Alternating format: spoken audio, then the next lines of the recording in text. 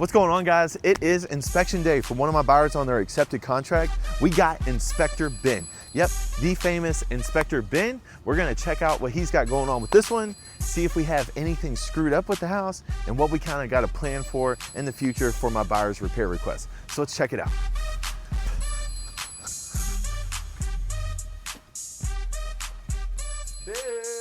So what we got screwed up in this house? So one of the things we can chat about is the HVAC system.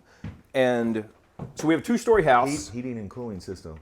Yeah, heating, ventilation, air conditioning. There we go. HVAC, right? So we have a straight electric furnace up here, and these are pretty rare to see. Electric? Electric furnace. So they were really popular in the 80s and 90s because heat pumps back then, and this topic gets pretty confusing quickly.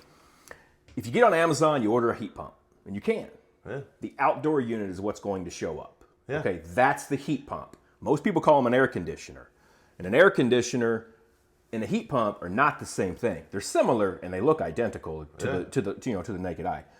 A heat pump is an air conditioner that runs in reverse in the winter to supply heat. So air conditioners work by migrating heat in and out of a building with refrigerants. I won't bore you with the science behind it. But in the winter, this stuff flip-flops and we actually pull heat from the air outside and dump it back into the house.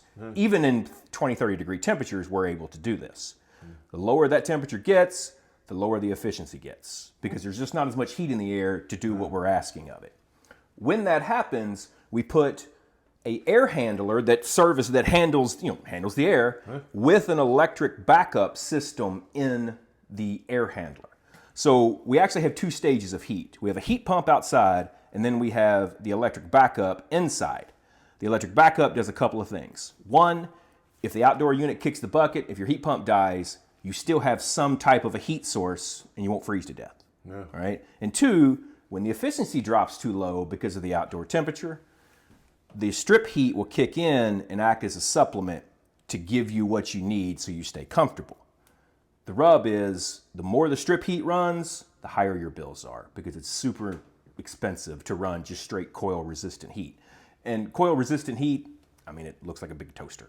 There's just a big coil of wires in there. They get crazy hot. So that's what we have here. So, but we don't have the heat pump here. We just have an air conditioner. So all we have is the super expensive way to heat the second floor. Somebody went cheap and just didn't want to spend the extra money on a heat pump. Wow. Do we got gas downstairs? We do. We got a gas furnace downstairs, which in our part of the country our natural gas is really cheap here. Let's check it out. Let's go. So what we got? So is this working? No, it's not. It's DOA. But I'm is not this sure yet? It's and this is your favorite type of heat, you said? I would. I think gas furnaces. Well, if money's no object, then me personally, I think doing a heat pump with a gas furnace as your backup is a good option. Most folks call it a dual fuel system. Mark that down. Yeah. So our heat pump does most of the heavy lifting because we don't deal with crazy cold temperatures here. Right? Yeah. We're pretty mild. We're in the dead center of the climate zone, so it never gets crazy hot. It never gets crazy cold. Most people go all year with the heat pump and they're cool, right? But the gas furnace that acts as the supplement, just like the electric heat upstairs that we talked about, the gas furnace would do the same thing. It's just cheaper. Huh. And then this one's just dead. Yeah, it's just not. It's not.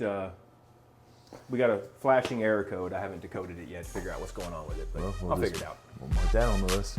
Well, guys, that is Inspector Ben, the famous Inspector Ben, the best home inspector in Louisville, Kentucky. So if you need any help or need an inspection and you don't want to get screwed, call Ben and me. Very kind. Very kind.